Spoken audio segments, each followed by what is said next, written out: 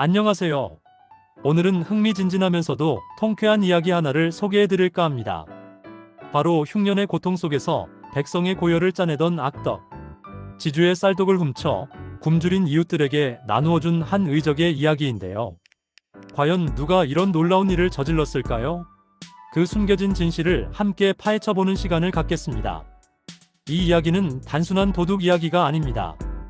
어려운 시대를 살았던 우리 조상들의 삶과 저항 정신, 그리고 서로를 보듬었던 따뜻한 마음이 고스란히 담겨있는 감동적인 서사이죠. 지금 바로 그 의적의 대담한 활약상 속으로 함께 들어가 보시죠. 시청자 여러분, 역사 속에는 언제나 영웅들이 존재했습니다. 특히 백성들이 가장 힘겨워했던 암울한 시대에는 비록 신부는 미천하고 가진 것은 없었을지언정 약자의 편에 서서 불의에 맞섰던 의로운 사람들이 있었습니다. 오늘 우리가 이야기할 쌀독을 훔친 도둑은 바로 그러한 의로운 존재들, 즉 의적의 전형을 보여주는 사례라고 할 수 있습니다. 이 이야기는 단순한 흥미를 넘어 당시 사회의 모순과 그 모순 속에서도 희망을 잃지 않았던 민초들의 삶을 생생하게 비추는 거울이 될 것입니다. 먼저 우리가 이 이야기를 이해하기 위해 꼭 알아야 할 시대적 배경부터 짚어보고 가겠습니다. 조선 후기 17세기와 18세기는 우리 역사상 가장 격동적이고 파란만장한 시기 중 하나였습니다. 임진왜란과 병자호란 같은 끔찍하고 처참한 전쟁들을 겪고 난 후 사회는 엄청난 변화와 혼란의 시기를 맞이하고 있었습니다.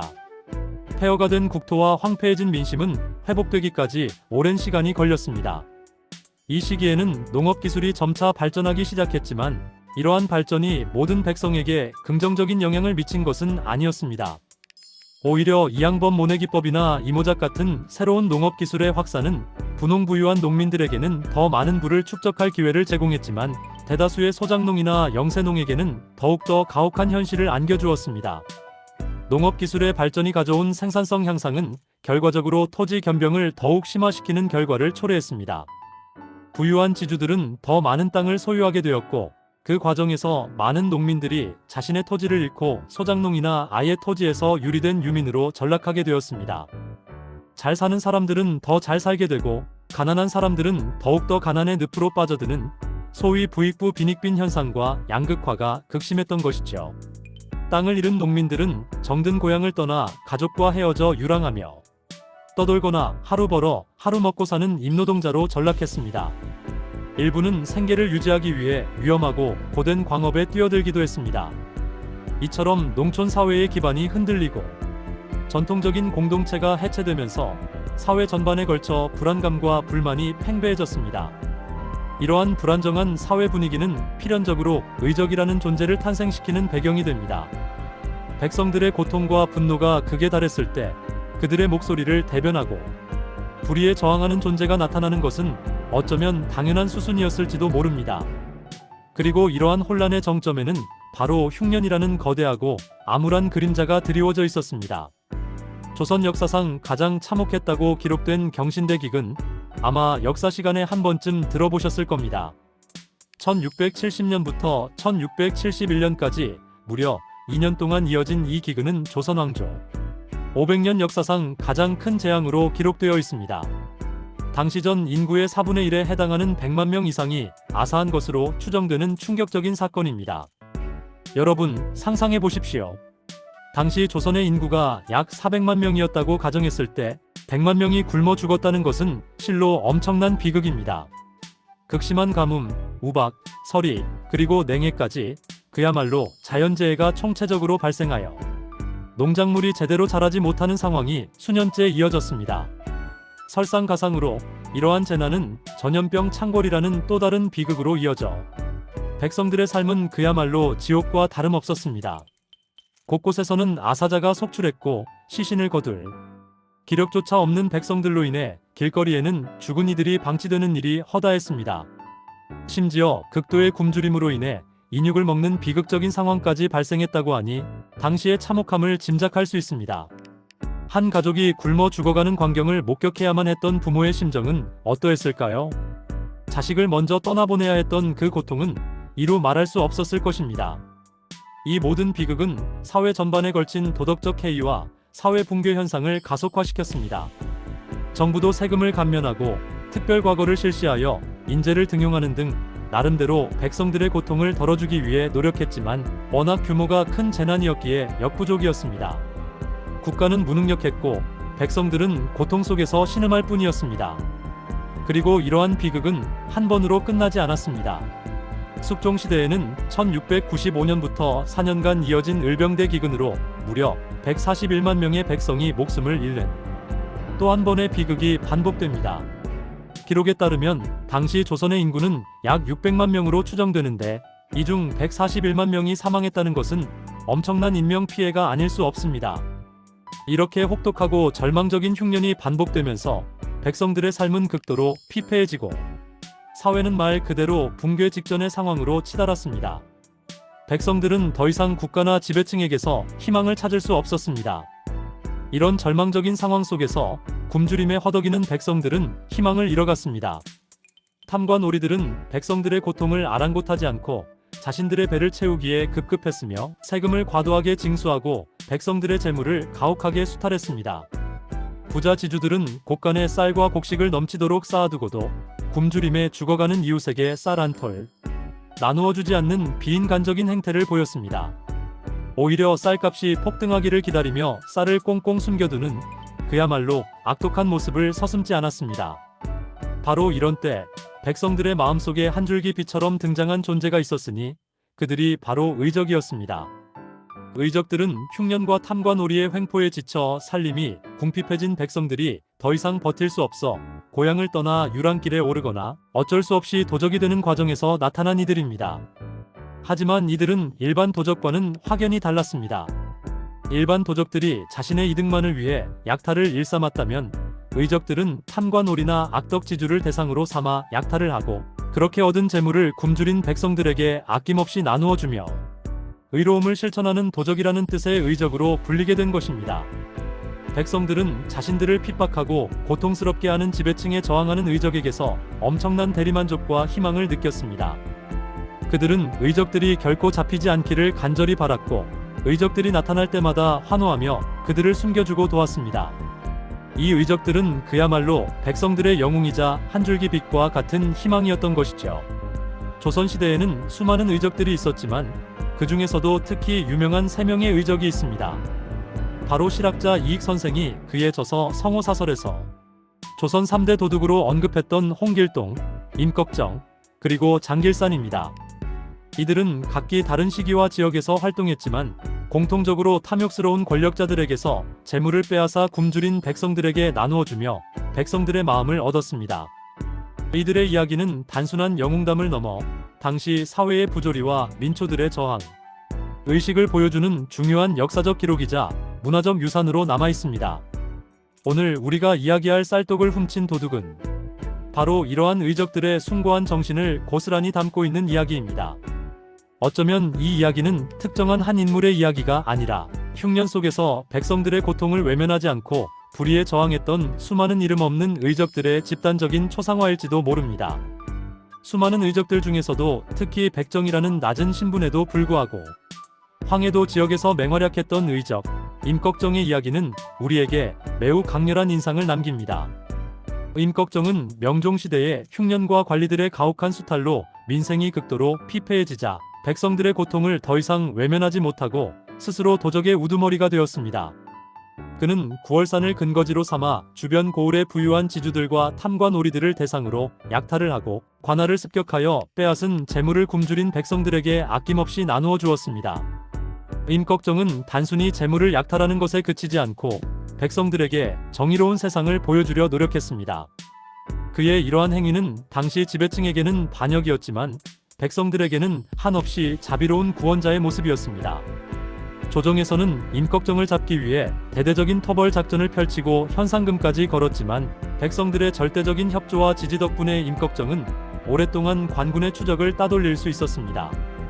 그의 활동 기간 동안 백성들은 그를 숨겨주고 식량을 제공하며 심지어 정보를 흘려 관군을 따돌리는데 적극적으로 협조했습니다. 이러한 임꺽정의 활약은 백성들 사이에서 전설처럼 전해 내려왔고 후대의 홍명희 작가의 대하소설 임꺽정을 통해 더욱 널리 알려지게 됩니다. 이 소설은 임꺽정을 단순한 도적대의 두목이 아니라 당시 사회의 모순에 저항하고 민중의 해방을 꿈꿨던 혁명가적인 인물로 그려내며 많은 독자들에게 깊은 감동과 공감을 선사했습니다. 쌀떡을 훔친 도둑의 이야기는 바로 이러한 임꺽정의 정신을 이어받은 혹은 임꺽정 그 자체였을지도 모르는 의적의 이야기입니다. 이야기는 깊은 산골에 자리 잡은 한 마을에서 시작됩니다. 흉년이 들어온 나라가 고통받고 있을 때 이 마을 역시 예외는 아니었습니다. 들판은 메마르고 논밭은 황폐해져 곡식은 찾아볼 수 없었고 사람들은 풀뿌리와 나무 껍질로 연명하며 하루하루를 버텨내고 있었습니다. 어린아이들의 굶주린 울음소리는 끊이지 않았고 병든 노인들은 기력 없이 쓰러져 갔습니다. 절망과 죽음의 그림자가 마을 전체를 뒤덮고 있었습니다. 그런데 이 비극적인 상황 속에서도 유독 배를 불리고 호화로운 생활을 영위하는 사람이 있었으니 바로 마을에서 가장 부유한 악덕 지주 박 부자였습니다. 그는 엄청난 토지를 소유하고 있었고 그의 곳간에는 지난 몇 년간 수확한 쌀과 곡식이 산더미처럼 쌓여 있었습니다. 굶주림에 허덕이는 백성들의 사정을 누구보다 잘 알면서도 그는 쌀 한 톨 나누어 주지 않고 오히려 쌀값이 더욱 폭등할 때까지 쌀을 꽁꽁 숨겨두는 비인간적인 행동을 서슴지 않았습니다. 마을 사람들은 그의 탐욕과 비정함에 분노했지만 아무것도 할 수 없었습니다. 그저 굶주림에 지쳐 쓰러져가며 죽음만을 기다릴 뿐이었죠. 박 부자의 집 앞을 지나갈 때마다 풍겨오는 쌀 냄새는 굶주린 사람들에게는 희망이 아니라 오히려 더 큰 고통이었습니다. 이대로는 안 된다는 절박함이 마을 사람들의 마음속에 깊이 자리 잡았습니다. 그때 어둠이 깔린 어느 날 밤, 마을에 정적만이 감돌던 그 시각, 홀연히 나타난 한 의적이 이 악덕 지주 박 부자의 집으로 그림자처럼 숨어들었습니다. 그의 옷차림은 검은색이었고 얼굴은 두건으로 가려져 있었지만 그의 눈빛은 굶주린 백성들을 향한 연민과 불의에 대한 분노로 번뜩이고 있었습니다. 그의 목표는 단 하나, 박 부자의 곳간에 산더미처럼 쌓여있는 쌀을 훔쳐 백성들에게 나누어주는 것이었습니다. 그는 마치 그림자처럼 소리 없이 움직여 박 부자의 집으로 잠입했습니다. 높은 담을 가볍게 뛰어넘고 잠긴 문을 능숙하겠다는 그의 모습은 마치 오랜 수련을 거친 무예가 같았습니다. 이윽고 거대한 쌀독들이 즐비하게 늘어선 곳간 문을 열자 엄청난 양의 쌀이 의적의 눈앞에 펼쳐졌습니다. 그 풍경은 굶주린 백성들이 처한 현실과는 극명한 대비를 이루고 있었습니다. 이 쌀만 있으면 마을 사람들의 굶주림을 해결하고 죽어가는 생명들을 살릴 수 있을 것이라는 생각에 의적의 가슴은 뜨겁게 타올랐습니다. 그는 미리 준비해온 커다란 자루에 쌀을 가득 담기 시작했습니다. 한 자루, 두 자루 쌀을 퍼담는 소리가 혹시라도 박 부자의 귀에 들릴까 조심 또 조심하며 그는 온 신경을 곤두세웠습니다. 이 과정에서 의적은 엄청난 양의 쌀을 혼자서 옮겨야 했기에 그의 힘과 인내심이 얼마나 대단했는지 짐작할 수 있습니다. 그는 단순히 쌀을 훔치는 것이 아니라 굶주린 백성들의 생명을 구한다는 굳은 신념과 투철한 사명감으로 이 모든 고된 작업을 밤새도록 견뎌냈습니다.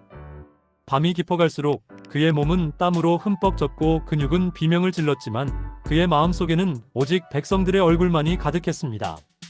그렇게 수많은 자루에 쌀을 가득 채운 의적은 새벽녘이 밝아오기 전 아무도 모르게 그것들을 마을 입구 한쪽에 차곡차곡 가져다 놓았습니다. 그는 쌀자루 옆에 작은 쪽지를 남겼습니다. 거기에는 굶주린 백성을 위해 이 쌀을 나누어 먹으라는 짧지만 강렬한 메시지가 적혀 있었습니다. 그리고는 호련히 어둠 속으로 사라졌습니다. 다음 날 아침, 마을 사람들은 잠에서 깨어나 눈앞에 펼쳐진 광경에 경악을 금치 못했습니다. 밤사이 악덕 지주 박 부자의 곳간에 쌓여있던 쌀독이 비어있고 그 쌀들이 자신들의 마을 입구에 산처럼 쌓여 있었기 때문입니다. 처음에는 누가 이런 엄청난 일을 저질렀는지 몰라 혼란스러워했지만 이내 사람들은 이 모든 것이 의로운 도둑의 소행임을 직감했습니다. 박 부자의 곳간은 텅 비어 있는데 마을 입구에는 쌀이 넘쳐나는 기적 같은 상황이 벌어진 것이었습니다. 굶주림에 지쳐 쓰러져가던 마을 사람들은 믿기지 않는 현실 앞에서 감격의 눈물을 흘렸습니다.